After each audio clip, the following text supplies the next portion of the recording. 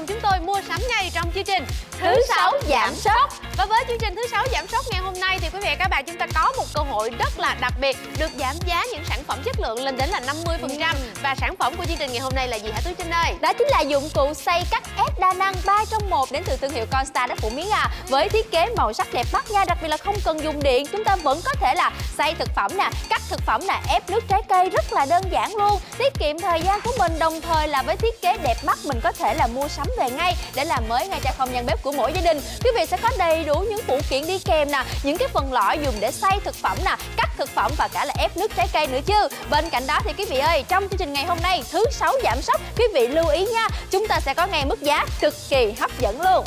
Mức giá cực kỳ ưu đãi khi mà quý vị các bạn chúng ta lựa chọn ngay bộ dụng cụ xay cắt đa năng 3 trong 1 Constar. Cơ hội rất là ưu đãi quý vị nha. Sản phẩm chính hãng được bảo hành 12 tháng. Và khi quý vị các bạn chúng ta lựa chọn dòng sản phẩm này thì thoải mái để mình có thể sơ chế thực phẩm ngay tại gia đình của chúng ta, không cần sử dụng điện quý vị và các bạn nhé. Hãy gọi ngay chúng tôi, dòng sản phẩm sẽ được giao đến tận nhà, hoàn toàn miễn phí chi phí vận chuyển trong chương trình Thứ Sáu Giảm Sốc. Hãy nhanh tay lên nào.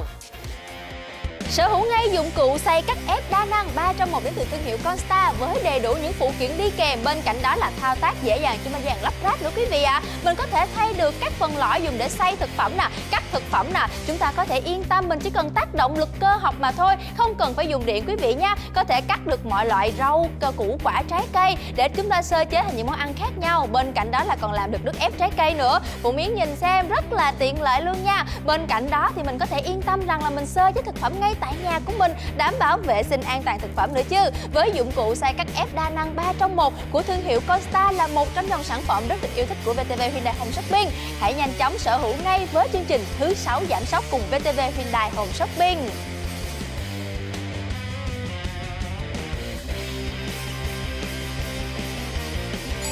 Chương trình mua sắm hấp dẫn Thứ Sáu Giảm Sốc trên VTV Hyundai, sở hữu ngay bộ dụng cụ xay cắt đa năng 3 trong 1 của thương hiệu Constar. Giá cũ 798.000 đồng, nay giảm ngay 50% quý vị nha. Giá mới chỉ còn 399.000 đồng mà thôi, bảo hành 1 năm trên toàn quốc. Và với bộ dụng cụ xay cắt đa năng 3 trong 1 của thương hiệu Constar, đây thực sự là một cuộc cách mạng cho nhà bếp của gia đình mình. Quý vị cần phải ép thực phẩm, xay thực phẩm, cắt thực phẩm chỉ trong một sản phẩm mà thôi, giúp chúng ta là xay thực phẩm nhanh chóng nè, ép chất lượng và cắt an toàn tiện lợi nữa. Thao tác đơn giản, tiết kiệm chi phí và dễ dàng vệ sinh. Hãy nhanh chóng sở hữu với mức giá hấp dẫn trong chương trình đặc biệt Thứ Sáu Giảm Sốc. Quý vị thân mến, với chương trình Thứ Sáu Giảm Sốc thì chúng ta sẽ có một cơ hội rất là ưu đãi luôn khi mà sở hữu bộ dụng cụ xay cắt ép đa năng của thương hiệu Constar quý vị và các bạn nha. Mình có thể là dễ dàng lắp vào cùng với dụng cụ này những cái lưỡi xay khác nhau, cỡ lớn, cỡ nhỏ nè, hay là dụng cụ để mình có thể là mình bào sợi lớn, sợi nhỏ đều có luôn đó Tú Trinh nè. Đúng còn vậy, có thể là ép nước trái cây tiện lợi ngay trong chính gia đình của mình mà không cần sử dụng điện. Chính xác rồi. Và bên cạnh đó thì mình có thao tác lắp ráp cũng rất là đơn giản đó Phụ Miến ha. Mình chỉ cần là chúng ta thao tác thật là nhẹ nhàng mà thôi, cố định lại cùng với phần khóa của mỗi chiếc sản phẩm làm xay cắt ép đa năng của thương hiệu Constar. Sau đó thì mình chỉ cần là chúng ta bắt đầu quay đều là mình đã có thể là xay thực phẩm nè, ép rất là nhanh chóng và tiện lợi và cắt thực phẩm an toàn nữa chứ. Còn bây giờ thì không chần chừ nữa ạ, hãy cùng bắt đầu vào bếp nào. Chúng ta có thể xay, cắt, ép thực phẩm rất tiện lợi cùng với sản phẩm chính ngày hôm nay. Đầu tiên thì Phụ Miến sẽ thực hiện một cái thao tác mà rất là nhiều những người nội trợ yêu thích, đó là việc chúng ta có thể là xay thịt chung với lại chiếc bếp này luôn đó Tú Trinh nè. Khi mà chúng ta sử dụng bộ dụng cụ này đó thì quý vị các bạn chúng ta có thể là dễ dàng mình lắp ngay vào những cái phần lưỡi để mình có thể là xay thịt với dạng là sợi lớn, hoặc là chúng ta cho ra những cái miếng nhỏ chẳng hạn. Thì quý vị các bạn chúng ta có thể là tùy theo cái kích cỡ mình mong muốn mà mình có thể lắp vào lưỡi dao nhỏ hoặc là lớn như thế này quý vị và các bạn nha. Đã có những cái lỗ nhỏ hoặc là những lỗ lớn tùy theo mình muốn cái cỡ thịt của mình là bao nhiêu. Rồi khi mà quý vị các bạn chúng ta đã lắp vào hết rồi thì rất là đơn giản, dụng cụ của chúng ta sẽ bám rất là chặt ở bên trên mặt sàn quý vị nha. Nhờ có một tay xoay như thế này là đã bám chặt rồi, cho nên là bây giờ Phụ Miến có thể là thực hiện ngay luôn thao tác Tú Trinh nè. Những cái phần thịt như thế này thay vì quý vị các bạn chúng ta phải băm nhuyễn đúng không nào, tốn thời gian hơn, thì quý vị các bạn chúng ta có thể là cho ngay vào ở bên trong bộ dụng cụ của mình để chúng ta thực hiện cái thao tác đó là mình có thể là xay quý vị nha. Và có thêm là một cái phần tay nhấn như thế này, quý vị cũng có thể là kết hợp để mình nhấn thực phẩm xuống trong cái quá trình mà chúng ta xay. Rồi và bây giờ trong quá trình mà Trinh và quý vị đang cùng quan sát Phụng Yến thao tác rất là đơn giản nha, cùng với dòng sản phẩm ngày hôm nay nè, thì quý vị nhìn xem với sản phẩm của mình nha, mình có thể là chúng ta đó bắt đầu là xay được những cái loại thịt như thế này nè, và nó bắt đầu là xay nhuyễn rất là nhiều quý vị nha, giúp cho mình là chủ động hơn trong quá trình mà chúng ta xay cắt được một loại thịt đó. nào. Và bây giờ thì Yến cứ cho vào thêm đi nha, cứ cho vào thêm và cứ tuần tự nhẹ nhàng như thế, không cần phải dùng điện, mình vẫn có thể là xay được thịt nè, xay được cá, xay được hải sản nè, chúng ta làm nem nướng, chúng ta làm chạo tôm, chúng ta làm bò viên và cá viên nữa, rất là nhanh chóng phải không Yến ơi? Chính xác. Và quý vị các bạn, chúng ta có thể là dễ dàng mình thực hiện, không cần sử dụng điện nha. Đúng và rồi. giống như là mình sử dụng những cái máy xay thịt ở bên ngoài mình cũng có thể nhìn thấy đó Tú Trinh. Và đây là mình lựa chọn được thịt tươi nguyên, mình xay ngay tại nhà, không cần phải mua thịt xay sẵn nữa quý vị và các bạn. Đúng rồi, không cần chúng ta phải mua thịt xay sẵn nữa, đảm bảo được vệ sinh an toàn thực phẩm đúng không nè? Yến ơi, Trinh thấy rất là nhanh và cũng khá là nhiều rồi đó. Nên bây giờ là Yến và quý vị có thể yên tâm là chúng ta xay được những cái loại thịt ngay tại nhà của mình. Thịt xay đã xong rồi và từ đó thì mình sẽ kiểm tra được wow, nó nhuyễn hơn hẳn so với ban đầu đúng không ạ? Và so với ban đầu thì mình đã có những cái phần thịt lớn như thế này, nhưng bây giờ thì nó nhuyễn hơn hẳn rồi đó quý vị. Đó, quý vị có thể nhìn thấy là mình tự xay thịt ở ngay tại nhà của mình luôn quý vị nha. Với dạng đó là những cái phần bầm lớn hoặc là bầm nhỏ thì quý vị các bạn chúng ta đều có thể là dễ dàng lựa chọn quý vị và các bạn nha. Rồi sau đó là khi mà mình chế biến xong thì mình sẽ có là những cái que nem rất là hấp dẫn, ngon quá, thưởng thức chung với những thành viên trong gia đình của mình quý vị và các bạn nha. Đúng Cơ hội rồi. rất là ưu đãi khi mà sở hữu sản phẩm trong chương trình thứ 6 giảm sốc. Đúng rồi, đầu tiên là chúng ta xay thực phẩm không quý vị. Bên cạnh đó thì với dòng sản phẩm này là dòng sản phẩm đa chức năng mà mình có thể là xay và mình cắt, mình ép thực phẩm nữa. Tiếp theo thì cũng với là phần thân máy cố định ở ngay trên sàn bếp của nhà mình rồi, mình sẽ có đó chính là thêm một cái phần mà chúng ta thay đổi cái phần lưới lọc nha quý vị. Chúng ta khóa lại rất là đơn giản như vậy thôi. Đó, khóa lại và nó chắc chắn là trên không gian bếp của nhà mình rồi. Ở bên trong thì mình đã lắp vào đó chính là một cái cối xay và cối cắt thực phẩm mà chúng ta cắt là sợi nhuyễn đó Phụ Miến ha. Mình có thể là chúng ta có thể là xay đậu phộng nè, hay là chúng ta có thể là cắt và bào được cả cà rốt nữa đó.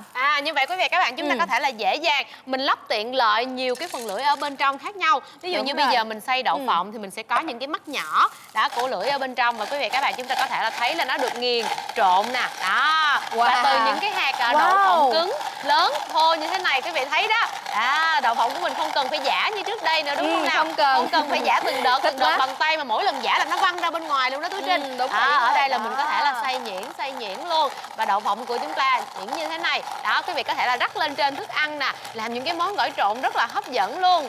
Đúng rồi Yến ơi, mình có sẵn một chén nước mắm ở bên kia kìa. Đó, Yến lấy qua bên đây nha. Nước mắm đậu phộng nó rất là thơm và chúng ta có thể là ăn kèm cùng với nem nướng nữa đó. Quý vị nhìn xem là Trinh thao tác rất là đơn giản đúng không ạ? Và đậu phộng thì không có cần là phải dùng chày, dùng cối băm nhuyễn nữa rồi, không sợ văng ra bên ngoài nữa, cứ cho hết vào bên trong phần cối của chúng ta thôi.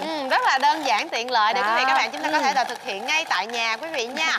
Ban nãy là mình xay thịt rồi, bây giờ là mình có thể là xay đậu phộng tiện lợi luôn. Đúng rồi đó. Đó, và bây giờ thì chúng ta sẽ có thành phẩm nào quý vị. Quý vị sẽ cùng so sánh với Tú Trinh ngay bây giờ nha. Đó chính là đậu phộng của chúng ta, nguyên hạt như thế này. Và sau đó thì mình sẽ có đậu phộng nó sẽ được xay nhuyễn ra như vậy rồi. Thì mình có thể là chúng ta là rắc lên đó chính là phần kem nè, kem tươi nè để có vị đậu phộng thơm ngon. Hoặc là chúng ta có thể là cho vào trong nước mắm là nước mắm đậu phộng luôn đó. Quý vị các bạn chúng ta sẽ thực hiện rất là tiện lợi chung với lại bộ dụng cụ này quý vị nha. Và cái thao tác lắp ráp của mình cũng cực kỳ đơn giản nữa quý vị các bạn nha. Khi mà chúng ta lắp ráp ngay tại nhà thì có đa dạng bộ dụng cụ đi kèm luôn. Quý vị các bạn chúng ta sẽ có những lưỡi xay nhỏ nè, mắt nhỏ, hay là những cái lưỡi lớn, mắt lớn để tùy theo là cái hình dạng của thực phẩm mà quý vị mong muốn mà chúng ta có thể là lựa chọn dễ dàng. Đúng rồi, và khi mà chúng ta đã xay xong đó chính là cái phần lõi cắt đầu tiên rồi, thì mình cũng có thể chúng ta dễ dàng chúng ta lấy ra như thế này nè, để mình có thể là chúng ta thay được những cái phần tiếp theo quý vị nha. Đó, chúng ta lấy ra rất là đơn giản như vậy thôi. Và quý vị có thể nhìn thấy rằng là khi mà chúng ta lấy ra thì trong quá trình mà chúng ta lấy ra mình cũng có thể là chúng ta dễ dàng vệ sinh như thế này Phụ Miến ha. Rồi bây giờ là Trinh sẽ lấy ra đó chính là trọn vẹn luôn nha. Phần đậu phộng mà chúng ta đã xay nhuyễn như thế này nè, chúng ta lấy xuống hết bên dưới như thế này đây. Sau đó thì mình đã có thể là tự tin chúng ta cho thêm đó chính là một cái phần lõi khác vào. Chúng ta sẽ có đến đó là 2 cái phần lõi tiếp theo nữa. Và chúng ta bây giờ là mình sẽ cùng cắt lát thực phẩm đó Phụ Miến ơi. Như vậy mình sẽ lựa chọn riêng cái lõi dùng để chúng ta cắt lát quý vị các bạn nha. Đó, có những cái hình thù xéo xéo như thế này là những cái lưỡi dao để cắt mỏng ra. Và quý vị các bạn chúng ta có thể là dễ dàng mình gắn ngay vào bộ dụng cụ của mình quý vị nhé. Đẩy phần lõi vào thân ở bên trong, sau đó là chúng ta sẽ xoay phần vòng vặn ở phía sau sang trái sang phải, và như vậy là quý vị các bạn chúng ta có thể là thực hiện được rồi. Đúng rồi, và mình chỉ cần chúng ta đó khóa lại như thế này mà thôi. Sau đó thì sao quý vị đã có thể quay nhẹ nhàng nhé. Tiếp theo thì Yến Hào mình sẽ lấy phụ kiện, hay là chúng ta sẽ lấy ra để mình có thể là cắt được các loại thực phẩm như thế này, rất là đơn giản đó quý vị. Và ly đựng như thế này nằm trong bộ phụ kiện của mình luôn. Như vậy là với cà rốt thì quý vị các bạn chúng ta thấy đó, cắt lát quá. rất là nhanh chóng, tiện lợi luôn. Và những cái lát cà rốt Đúng nó rất rồi. là đều đặn cùng với nhau, mỏng đều quý vị và các bạn nha. Và không có khó khăn trong quá trình mà chúng ta thực hiện đâu. Mình có thể là ngâm chua nè, thích cùng quá. với lại cà rốt và củ cải trắng như thế này. Được rồi, nhiều rồi đó Trinh ơi. Nhanh quá rất Yến là nhiều để ơi. kiểm tra xem nào.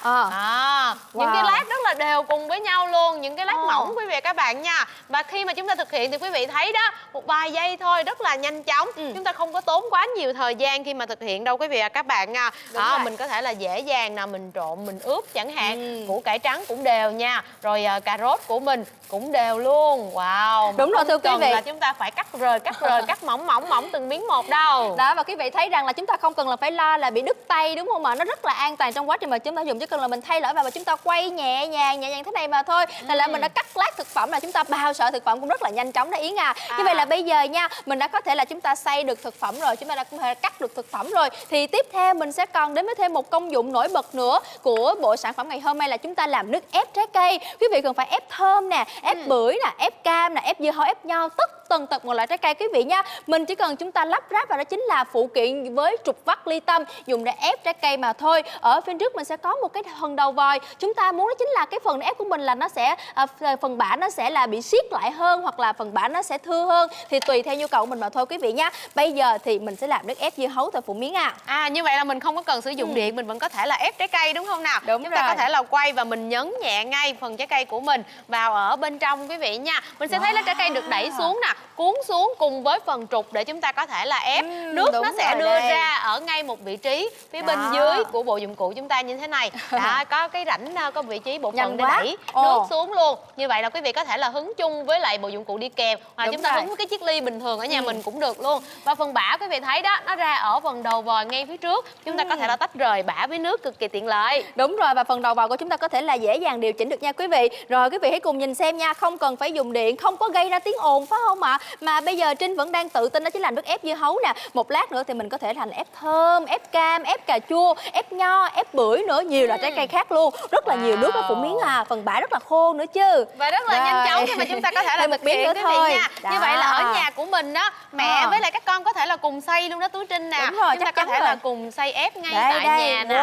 Chỉ cần là chúng ta thực hiện lắp ráp các bộ phận của bộ dụng cụ này vào và xoay đều mà thôi. Khi mà mình đi du lịch picnic ở những nơi không có điện, quý vị các bạn chúng ta cũng có thể là sử dụng để xay ép tiện lợi luôn. Đó, và Phụng Miến vừa nói xong vừa dứt lời, Trinh cũng đã chuẩn bị xong. Đó chính là phần nếp trái cây như thế này rồi. Mình sẽ lấy cái phần lưới lọc ra rất là nhẹ nhàng quý vị nha. Sau đó thì mình đã có được đó chính là một cái phần nước ép nguyên chất như thế này đây. Với phần nước ép này, quý vị đã có thể là chúng ta yên tâm nha. Mình có thể là cho được hết vào bên trong một cái phần ly và có thể là mời mọi người cùng thưởng thức luôn đó. Nguyên chất luôn, nhiều vitamin cho cơ thể của chúng ta. Thực hiện ngay tại nhà mà chúng ta có thể là yên tâm về khẩu vị nhé. Trong một thời gian ngắn mà mình có thể là ép đầy ly dưa hấu như thế này luôn quý vị và các bạn nha. Một sản phẩm rất là chất lượng trong chương trình ngày hôm nay. Thưa quý vị, bởi vì hôm nay là chương trình thứ 6 giảm sốc với những dòng sản phẩm được giảm giá là lên đến 50%, cho nên là chúng ta phải nhanh tay lên nắm bắt ngay cơ hội này. Cơ hội rất là ưu đãi và chúng ta có dòng sản phẩm được bảo hành chính hãng 12 tháng, đầy đủ những dụng cụ đi kèm. Mình có lưỡi dao để mình cắt dày nè, lưỡi dao để mình cắt mỏng nè. Quý vị và các bạn chúng ta có thể là tiện lợi mình lắp vào những cái lõi cắt khác nhau nữa quý vị nha. Sử dụng ngay tại nhà, không cần sử dụng điện luôn quý vị ạ. Thứ 6 giảm sốc, cơ hội giảm lên đến 50%. Và với dòng sản phẩm ngày hôm nay chúng ta được giảm giá rất là hấp dẫn. Hãy gọi ngay cho chúng tôi bây giờ để đem về một người bạn đồng hành trong công việc sơ chế thực phẩm quý vị nhé. Các tổng đài viên của VTV Hyundai Home Shopping đang chờ đợi quý vị thực hiện cuộc gọi rồi. Chúng tôi sẽ giao hàng đến tận nhà và hoàn toàn miễn phí chi phí vận chuyển trên toàn quốc.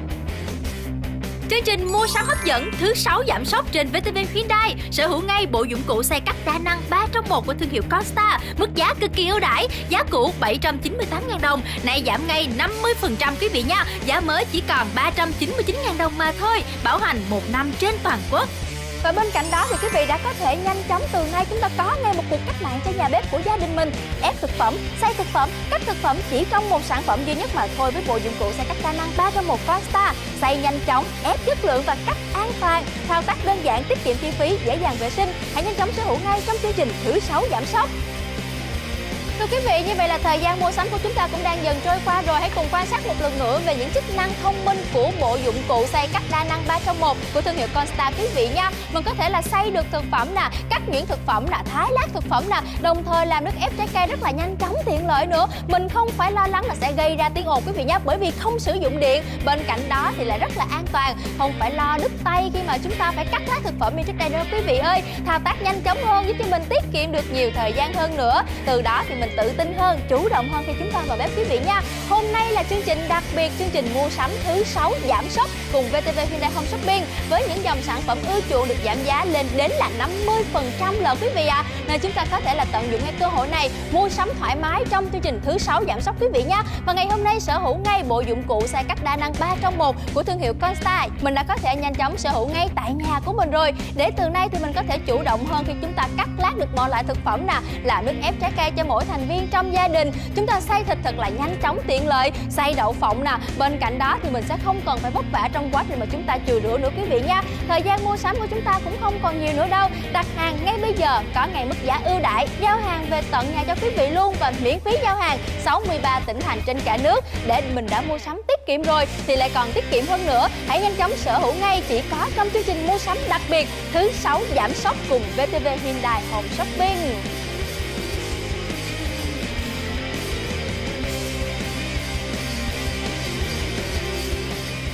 Chương trình mua sắm hấp dẫn thứ 6 giảm sốc trên VTV Hyundai, sở hữu ngay bộ dụng cụ xay cắt đa năng 3 trong 1 của thương hiệu Constar. Giá cũ 798.000 đồng, nay giảm ngay 50% quý vị nha. Giá mới chỉ còn 399.000 đồng mà thôi, bảo hành 1 năm trên toàn quốc. Và bên cạnh đó thì quý vị đã có thể nhanh chóng từ nay chúng ta có ngay một cuộc cách mạng cho nhà bếp của gia đình mình. Ép thực phẩm, xay thực phẩm, cắt thực phẩm chỉ trong một sản phẩm duy nhất mà thôi với bộ dụng cụ xay cắt đa năng 3 trong 1 Constar. Xay nhanh chóng, ép chất lượng và cắt an toàn. Thao tác đơn giản, tiết kiệm chi phí, dễ dàng vệ sinh. Hãy nhanh chóng sở hữu ngay trong chương trình thứ 6 giảm sốc.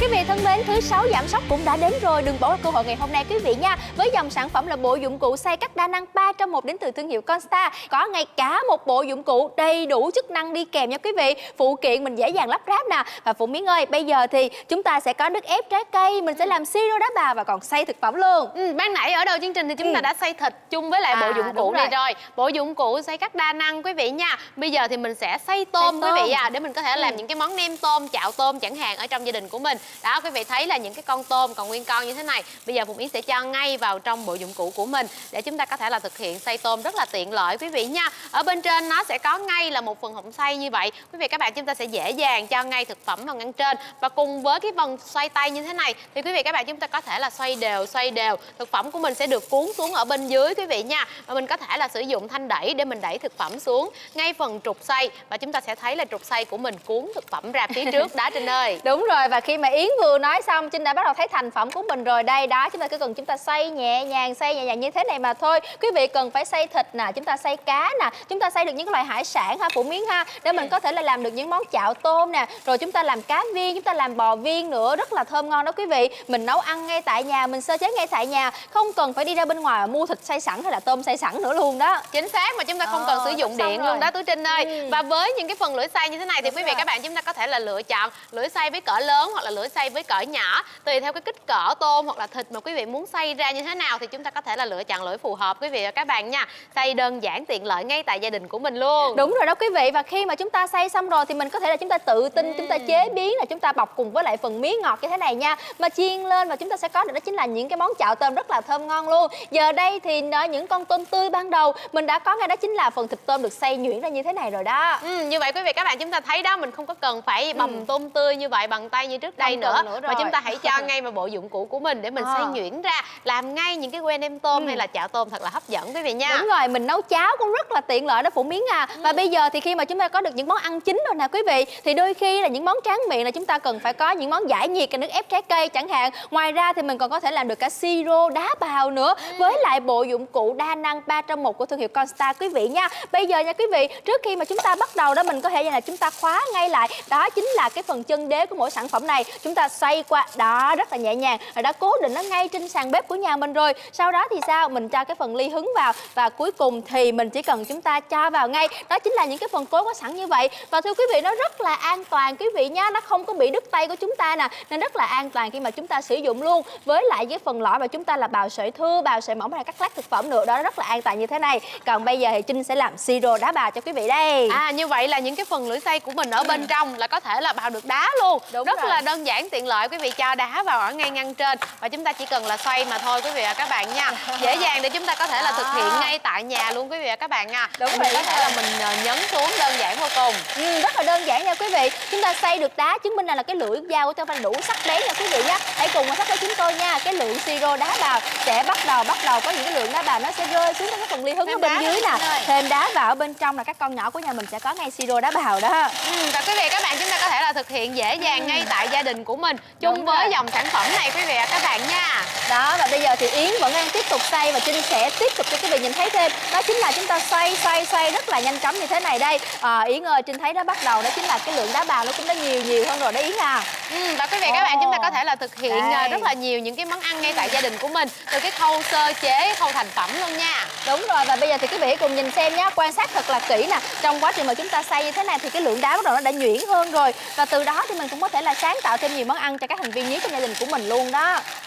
Thưa quý vị, và bây giờ thì thành phẩm của chúng ta đã gần bắt đầu xuất hiện rồi quý vị nha, đó chính là siro đá bào như thế này đây. Đó, quý vị thấy không ạ? Hai chị em cùng làm rất là vui quý vị nha. Cả nhà của mình đã có được siro đá bào cực kỳ mát lạnh luôn. Rồi bây giờ chúng ta có thể là cho ngay phần đá bào vào ở bên trong ly dâu này đi Trinh nè. Đúng rồi, và bây giờ thì Yến hãy cùng tưởng tượng xem các con của mình đi học về nhà nha. Mệt quá mẹ ơi, con cần phải dạy khác thì không sao cả. Mình chỉ cần trong tích tắc thôi đã có được siro đá bào rất là thơm ngon, mát lạnh và vệ sinh an toàn thực phẩm luôn. Và chúng ta sử dụng xay ngay tại nhà đa dạng các loại thực phẩm quý vị và các bạn nha. Không cần sử dụng điện đâu. Đúng rồi thưa quý vị, và bây giờ thì mình đã có thêm một cái món giải khát tráng miệng cho cả nhà của mình rồi. Đó chính là những gợi ý ngày hôm nay cùng với bộ dụng cụ xay cắt đa năng 3 trong 1 của thương hiệu Constar. Còn bây giờ thì hãy tiếp tục làm đẹp cho làn da của mình, cho vóc dáng của mình và cả cân nặng của mình nữa với những món nước ép trái cây thơm ngon, bổ dưỡng và cả giàu vitamin quý vị nha. Trinh đã sẵn sàng với sự kết hợp từ ép thơm và cả dâu đó Phụ Miến à. Như vậy là chúng ta chỉ cần là thay ngay vào phần đầu để mình ép thôi, thì quý vị các bạn chúng ta có thể là chuyển sang cái món ép chung với lại trái cây quý vị nha. Ban nãy là bào đá nè, ban nãy là xay thịt, xay tôm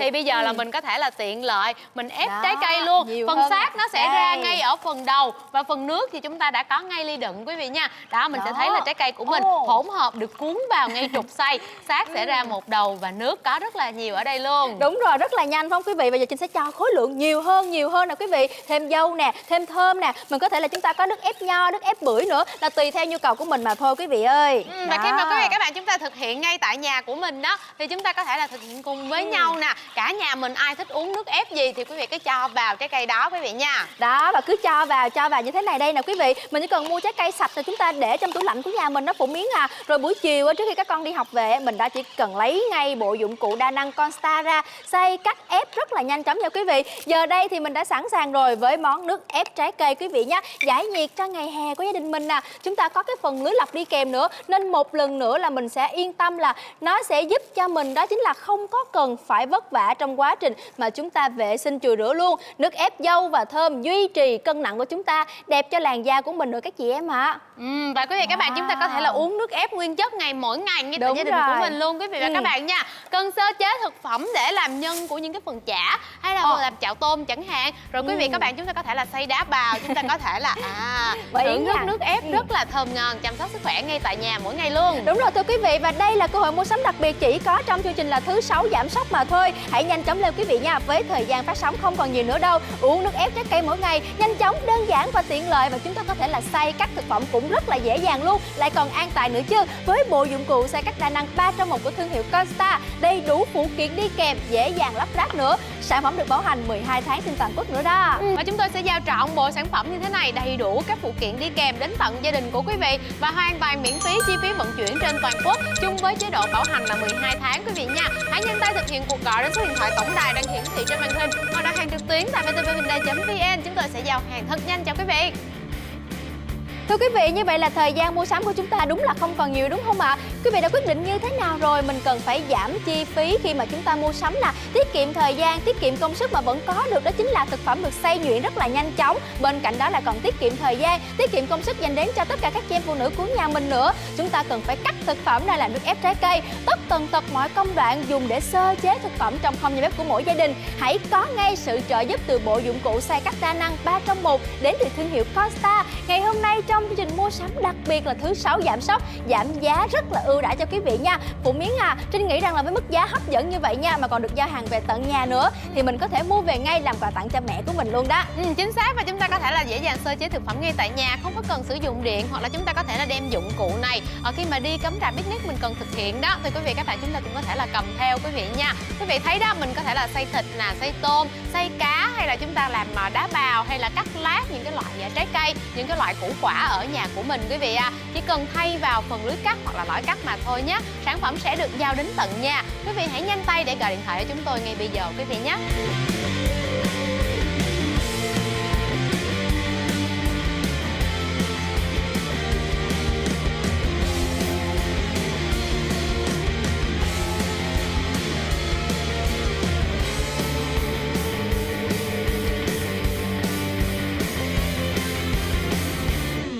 Chương trình mua sắm hấp dẫn thứ 6 giảm sốc trên VTV Hyundai. Sở hữu ngay bộ dụng cụ xay cắt đa năng 3 trong 1 của thương hiệu Constar. Mức giá cực kỳ ưu đãi, giá cũ 798.000 đồng, nay giảm ngay 50% quý vị nha. Giá mới chỉ còn 399.000 đồng mà thôi. Bảo hành 1 năm trên toàn quốc. Bộ dụng cụ xay cắt đa năng 3 trong 1 Constar, một cách mạng cho nhà bếp. Chúng ta có thể ép, xay, cắt chỉ trong một sản phẩm mà thôi. Xay nhanh chóng, ép chất lượng và cắt an toàn. Thao tác đơn giản, tiết kiệm chi phí, dễ dàng vệ sinh cho gia đình của mình. VTV Hyundai mang cả không gian mua sắm tiết kiệm và tiện lợi đến ngay trong ngôi nhà của bạn. Chúng tôi giao hàng miễn phí tận nơi, rộng khắp 63 tỉnh thành trên cả nước. Khách hàng an tâm thanh toán chỉ sau khi đã kiểm tra và nhận đủ hàng hóa. Bên cạnh đó, khách hàng còn được đổi trả hàng miễn phí trong vòng 7 ngày sau khi nhận hàng. Quý khách lưu ý giữ lại hóa đơn đầy đủ để được hưởng chính sách bảo hành sản phẩm. Hãy nhanh tay gọi ngay đến 1900 7137 để được tư vấn và đặt hàng 24/7. Thưa quý vị, như vậy là chương trình mua sắm hấp dẫn thứ 6 giảm sốc cũng đã gần khép lại rồi. Quý vị còn chần chờ gì nữa đúng không ạ? Mua sắm ngay bộ dụng cụ đa năng 3 trong 1 của thương hiệu Constar, giúp cho mình là Phụ Miến ơi xay thực phẩm nè, cắt thực phẩm và ép thực phẩm rất là nhanh chóng và tiện lợi luôn. Và còn giúp cho mình tiết kiệm chi phí nữa đó Trinh à. Và bên cạnh đó thì quý vị sẽ không cần phải ra bên ngoài đi mua sắm nữa. Trọn bộ sản phẩm này đã được giao về tận nhà cho mình luôn, và lúc nào cũng là miễn phí giao hàng 63 tỉnh thành trên cả nước. Cơ hội mua sắm hấp dẫn chỉ có trong chương trình ngày hôm nay mà thôi. Thứ 6 giảm sốc cùng VTV Hyundai Home Shopping, sản phẩm chính được bảo hành 12 tháng trên toàn quốc quý vị ạ. Và hãy ngay bây giờ thực hiện cuộc gọi đến số điện thoại tổng đài của chúng tôi quý vị và các bạn nha. Tất cả những tổng đài viên của chúng tôi đang đợi để có thể là ghi nhận đơn đặt hàng và giao về tận nhà đúng cái địa chỉ mà quý vị và các bạn chúng ta đã yêu cầu cùng với tổng đài viên. Xin cảm ơn quý vị và các bạn chúng ta đã cùng đồng hành với Phụng Yến và Tú Trinh. Đừng quên cơ hội còn rất là hấp dẫn nữa với thứ 6 giảm sốc ở những chương trình tiếp theo. Xin được gửi lời chào tạm biệt và hẹn gặp lại quý vị và các bạn lần sau. Quý vị có thể tham khảo thêm thông tin sản phẩm tại vtvhyundai.vn. Chương trình mua sắm hấp dẫn thứ 6 giảm sốc trên VTV Hyundai. Sở hữu ngay bộ dụng cụ xay cắt đa năng 3 trong 1 của thương hiệu Constar. Giá cũ 798.000 đồng, nay giảm ngay 50% quý vị nha. Giá mới chỉ còn 399.000 đồng mà thôi. Bảo hành 1 năm trên toàn quốc. Và bên cạnh đó thì quý vị đã có thể nhanh chóng từ nay chúng ta có ngay một cuộc cách mạng cho nhà bếp của gia đình mình. Ép thực phẩm, xay thực phẩm, cắt thực phẩm chỉ trong một sản phẩm duy nhất mà thôi với bộ dụng cụ xay cắt đa năng 3 trong 1 Constar. Xay nhanh chóng, ép chất lượng và cắt an toàn. Thao tác đơn giản, tiết kiệm chi phí, dễ dàng vệ sinh. Hãy nhanh chóng sở hữu ngay trong chương trình thứ 6 giảm sốc.